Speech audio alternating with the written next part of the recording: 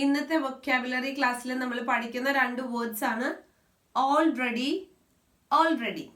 Differences നോക്കാം.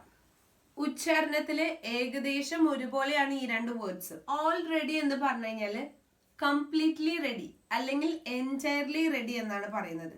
ഇപ്പൊ നമ്മൾ സംസാരിക്കുമ്പോൾ എല്ലാവരും കൂടി ഒരു ഡിന്നറിന് പോവാണ്. അപ്പൊ നമ്മൾ എങ്ങനെയാ പറയാ? നമ്മൾ എല്ലാവരും റെഡിയാണ്. കണ്ടോ, എൻറ്റയർലി റെഡി.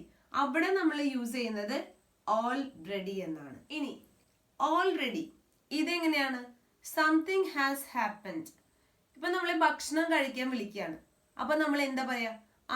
ഞാൻ ഇതിനകം തന്നെ കഴിച്ചിട്ടുണ്ട്, അല്ലെങ്കിൽ ഞാൻ മുൻപേ കഴിച്ചിട്ടുണ്ട്. ഈ ഒരു രീതിയിലാണ് ഈ വേർഡ് ഓൾറെഡി നമ്മൾ യൂസ് ചെയ്യുന്നത്. സെന്റൻസസ് നോക്കാം. We are all ready to go to the dinner.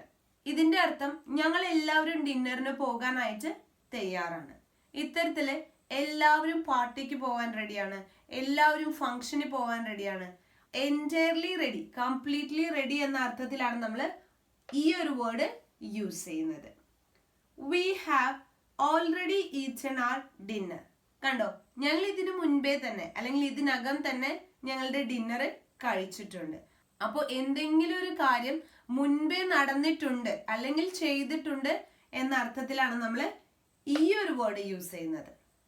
അപ്പോൾ ഉച്ചാരണത്തിൽ ഒരുപോലെ ഇരിക്കുന്ന അർത്ഥവ്യത്യാസമുള്ള രണ്ട് വേർഡ്സിനെ കുറിച്ചാണ് ഇന്നത്തെ ക്ലാസ്സിൽ നമ്മൾ പറഞ്ഞത്. Already, already.